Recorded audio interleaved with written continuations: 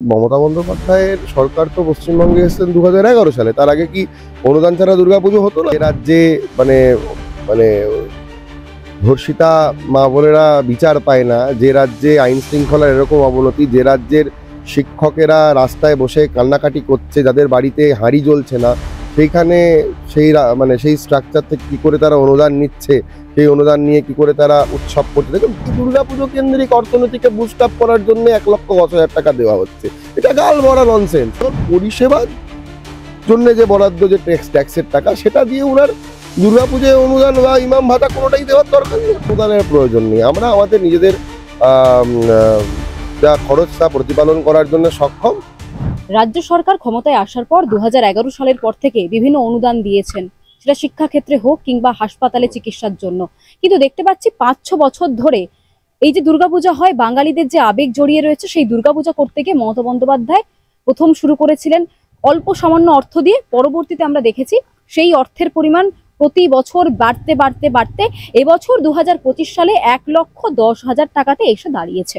অথচ রাজ্যের যে অর্থ ভান্ডার রয়েছে, সেখানে যথেষ্ট টাকা নেই। ঠিক এই দাবি দিয়ে যে প্রাপ্য টাকাগুলি রয়েছে, সেই টাকাগুলি দিতে পারছে না রাজ্য সরকার। এই মুহূর্তে আমাদের সাথে রয়েছেন যিনি, তার আলাদাভাবে পরিচয় করানোর আগে তাকে বলবো যে তিনি সনাতন ধর্মের সাথে ওতপ্রোতভাবে জড়িত রয়েছেন।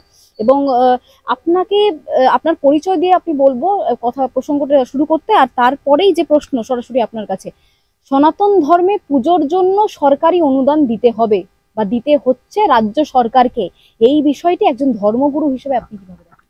দেখুন, ব্যাপারটা হচ্ছে, ধর্ম তো কোনো সরকারের হয় না, ধর্ম হয় হচ্ছে সাধারণ নাগরিকদের। আর হিন্দু সাধারণ নাগরিকরা ধর্ম পালনের জন্য যে খরচা বা এক্সপেন্সেস, সেটা দিতে সক্ষম। সেটা আজ থেকে নয়, দুর্গাপুজো তো আজ থেকে হচ্ছে না, শ্রীরামচন্দ্রের আমল থেকে হচ্ছে। আর বাংলাতেও দুর্গাপুজো আপনি যদি দেখেন, বাংলায় দুর্গাপুজোর ইতিহাসটাও কিন্তু আজকের নয়। বাংলা দুর্গাপুজোর ইতিহাস 500 বছরেরও বেশি। হ্যাঁ, ব্রিটিশ আমলের কথা বলে, ব্রিটিশ আমলের থেকেও পুরোনো দুর্গাপুজো আমরা বাংলায় দেখতে পাই।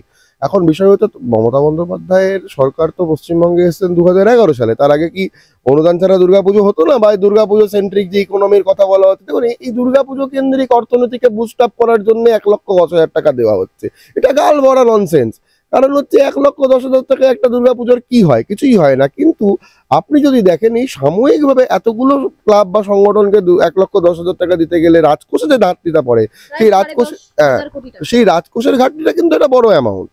একটা ইন্ডিভিজুয়াল দুর্গাপুজো যারা বড় বড় যারা যে ক্লাবগুলি পাচ্ছে, তাদের কাছে 1,10,000 টাকা কি 1,10,000 টাকা তারা একটা স্পন্সর করে এমনি, এটা প্র্যাকটিক্যাল গ্রাউন্ড লেভেলের প্র্যাকটিক্যাল কথা, এটা আমাদেরকে মেনে নিতে হবে। এখন বিষয় হলো, দেখুন, এই দুর্গাপুজোর ইনফ্রাস্ট্রাকচারটাকে চালু রাখার জন্য যে সরকারি পরিষেবা, জল, রাস্তা, বিদ্যুৎ বা অন্যান্য যে বিষয়গুলি রয়েছে, সেগুলিকে সুষ্ঠুভাবে রান করার জন্য যে সরকারি পরিকাঠামো, তার জন্য যে সরকারি চাকুরে বা চাকুরিজীবীদের প্রয়োজন, সেই রিক্রুটমেন্ট বা সেই মেনটেনেন্স অফ দ্য স্টাফ, সেগুলো ওনারা ঠিক করে করুক। আরে বাবা, মানুষ তো তাদেরকে দুর্গাপূজায় অনুদানের জন্য ভোটে জিতিয়ে আনেনি, তাদেরকে সুষ্ঠু পরিষেবার জন্য জিতিয়ে এনেছে।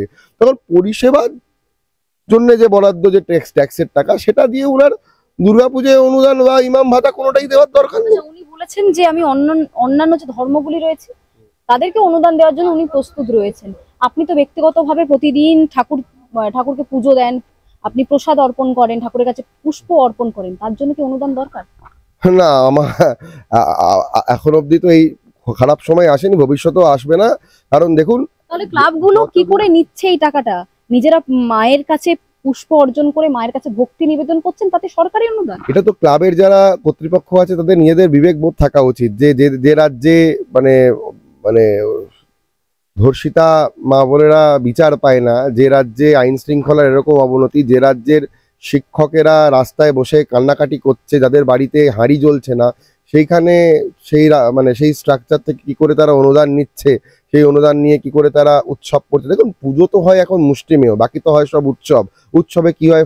ফুর্তির জন্য মানুষ, এটা হচ্ছে একটা পিকনিকের জন্য একটা স্ট্রাকচার। যারা ভোটে মেকানিজম হিসেবে কাজ করবে, তাদেরকে ফুর্তি করার জন্য অ্যানুয়াল একটা কিছু অ্যালাউন্স দেওয়া হবে। ধর্মগুরুরা এই অনুদান কিনে তাদের কি মত? দেখুন, আমাদের এই ধরনের অনুদান আমরা কখনো নেইনি। এখন মানে সনাতন ধর্মগুরুর বেশি যদি কেউ ভোটিং মেকানিজম হিসেবে কাজ করে কোনো দলের, সেটা আলাদা ব্যাপার। কিন্তু সাধারণ সনাতন ধর্মগুরুরা সক্ষম, তাদের যারা শিষ্য ভক্ত বা পুষ্করিণীতে জল আছে, গাছে ফল আছে, ঠিক আছে, যদি দুবেলা, আর যারা সন্ন্যাসীর বৃত্তি ভিক্ষাবৃত্তি, তো আমাদের কারোর অনুদানের প্রয়োজন নেই। আমরা আমাদের নিজেদের যা খরচ তা প্রতিপালন করার জন্য সক্ষম। আর যেদিনকে আমরা সক্ষম হব না, সেদিনকে সনাতন ধর্মগুরুরা নিজেদের প্রতিপালন করার মতো রাজার নির্মাণও করে নেয়। আরো ভালো ভালো খবর দেখতে সাবস্ক্রাইব করুন বাংলা হান্টের ইউটিউব চ্যানেল। বাংলা হান্টের আরো খবর দেখতে নজর রাখুন। বাংলা খবর মানেই বাংলা হান্ট।